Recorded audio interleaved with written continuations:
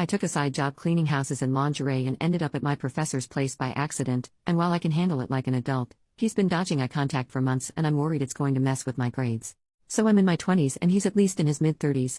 I work for a cleaning service that offers fully exposed or lingerie-clad maid services. There is no intimacy or touching, and if boundaries get crossed then the client is struck from the client list. The client can ask for a type, like hair color, race, weight, age, gender, but they cannot pick a specific maid. Their maid is assigned by the company. Both client and the maid have the option of using a fake name, and pictures of either party are not provided. Any institutions the clients and maids are linked to, like school or work, are also noted so something exactly like this doesn't happen. All of this is done for confidentiality. Clients can request after the first session that the same maid comes back, but that's it. I'm explaining this to show that it is impossible for him to have requested me or known it was me beforehand.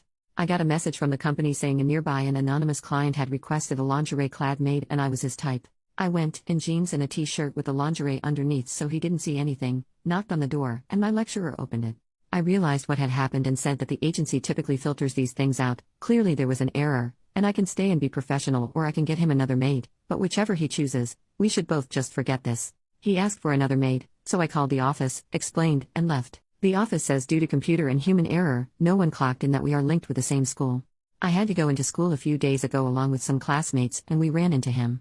He was awkward, uncomfortable, wouldn't look me in the eye, and refused to even directly address me. We ran into him again later that day and it was the same, if not worse that time. We also had some classes at the end of last academic year, after the mix-up where I ended up at his place, and I was similarly ignored, though I attributed this at the time to the online format of the classes. This would just be one of those things, except I have classes with him all next year, as well as private meetings with him to discuss my studies. These have to be done with him, are compulsory, and can affect my grade. While I know that I can act professionally, I am concerned that he cannot, as it has been several months and he is still not passed it. I am putting a lot of time and money into this, and if this is how he will act for the remainder of it, I feel I will not get what I paid for it and that my grade will suffer. I do not know how best to progress. I cannot afford to let my grade go to crap, but talking to him might make things even worse. Any advice? Top comment: clearly a lot of the people giving you advice here don't work in academics. I do. For the love of God, don't put anything in writing unless you actually want to get him fired. He is not going to give you a bad class participation grade if he is the one preventing you from participating by ignoring you. As for meetings with him, just meet for your degree the way you would if this had never happened. If you treat this brusquely and professionally, he will eventually too.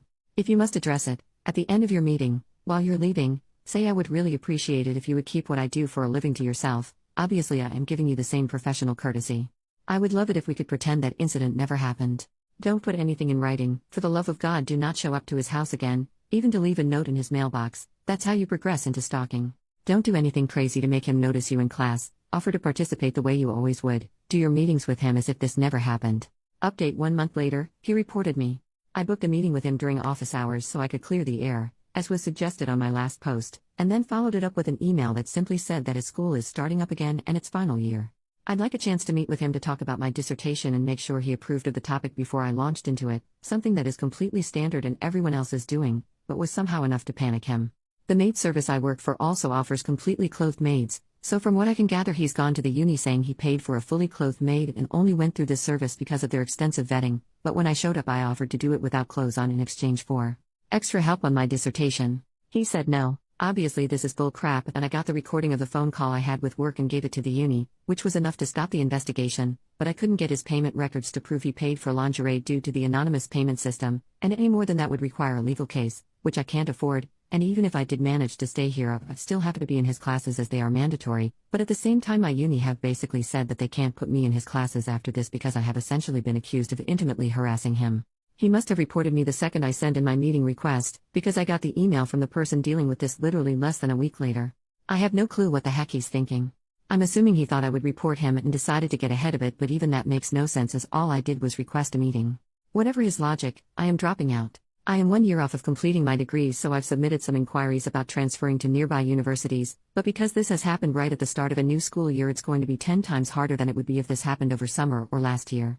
The only upsides are that I've not actually been expelled or suspended, so I won't need to explain this to anyone. The uni seemed fine to just let me go quietly, and another lecturer is writing me a reference.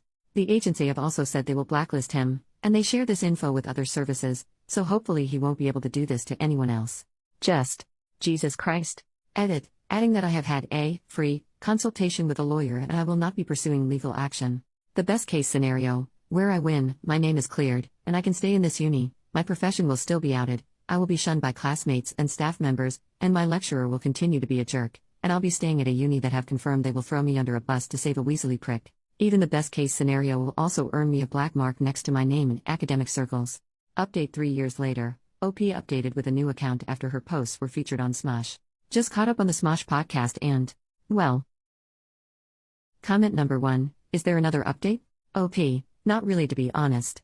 I'm at another uni, feeling super supported, doing a PhD and building my career. The lecturer who ratted me out is still teaching, but when people went back to classes properly post-COVID, I put his name on the creep list. An anonymous Google Doc the women at uni shared of men to avoid, and like 4 different people vouched for him being a creep, so at least they know who to avoid, and I'm safe and happy at another uni with a straight woman and gay man supervising me, both of whom went to bat for me when another separate lecturer made a pass at me.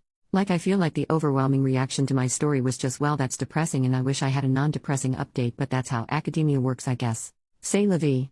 But I do want to say that when Shane read the comments from my post, he read one that I listened to at the time saying don't make a paper trail because I'll get him fired, and PSA, make the paper trail. I really regret listening to that guy, which I only did because he said he was in academia. Assuming it's a guy because that's advice a guy in academia would give. I would still have had to leave the uni even with a paper trail, and I'm probably better off at my current uni than I was at my old one, but if I'd made the paper trail they probably would have at least refunded part of my tuition, and I wouldn't be scraping to fund the PhD now. Comment number 2, glad you're doing well, and that people at your old uni know that the lecturer is a creep. Sucks that he still has a job though. OP, yeah, I'm glad I'm doing well too. I would love to be able to say that something worse happened to him, but the consequences of his actions are literally just a Google Doc. What shocked me was the other women who vouched for him, as in saying they also had weird experiences with him, because I honestly thought it was just me. Hopefully one day he'll be creepy to the wrong woman. But hearing my words from like 3 years ago read out to me while I was on the treadmill is definitely making top 3 weirdest moments of my life lol. Comment number 3, saying don't make a paper trail because I'll get him fired, and PSA, make the paper trail. Oof, that comment is terrible, you're totally correct. Anyone who has dealt with any sort of scary, bad, or uncomfortable situation, whether in the workplace, school, or just in life, always make a paper trail. Document everything, even if it's small. If you have to take it to a boss, school leader, or police, etc., the best thing you can do to have a situation taken seriously and rectified is to have some sort of tangible proof that something has happened by documenting and listing whatever the issue is. Even if it's verbal comments that you don't have audio proof or witnesses for, you have more luck being helped if you have made notes of those comments over time, than if you just go in saying so and so said this. Glad you're in a better place now. OP, yeah. I just never expected to be in that situation, so when the top comment was like, hi OP, I'm in academia and here's what you do, I just went with it. If I could go back and tell myself one thing, it would be document everything. Hearing the comments read back, I got mad all over again, but mostly at myself for just going with what I was told back then. I even dug up the post and there were multiple people telling me to be careful that I don't upset him because I had the power in that relationship, which is just wild to me now considering how everything turned out, but at the time I fully went with it. Honestly, I probably wouldn't have even made the update if I wasn't so annoyed at those commenters, and Shane reminded me how annoyed I was when he read them out lol. Commenter number 4, holy crap, I remember this one and finding it insane. That guy was for sure a creep and I was pissed to hear he had tried to blame you, but at least other people know to avoid him. Thank God, hoping you've been feeling better at this new uni. OP, I'm doing so much better at this new uni, thank you. I was actually at this uni first, then switched to the one this guy worked at, so now I'm back at the OG and I don't know why I ever left, to be honest. This sounds weird, but I'm low-key hoping he continues being a creep so he'll do it to the wrong woman and she'll be smarter about it than I was. But yeah, it was insane to me because honestly that post is from like late 2021 and by 2022 I was at a new uni, moved on, completely forgot about it, and then today I'm on the treadmill listening to a podcast and hear that being read out. Like? Commenter number 5, I'm glad you're doing better. Wow, that must have felt surreal to have your story of what crazy shit happened to you in a video happen. I remember watching the video when it came out. OP, I immediately just picked up my phone and rewound and started looking for the info. I would have heard it sooner, too, but I only listened to podcasts at the gym and I've not gone in the last couple weeks. It was so wild.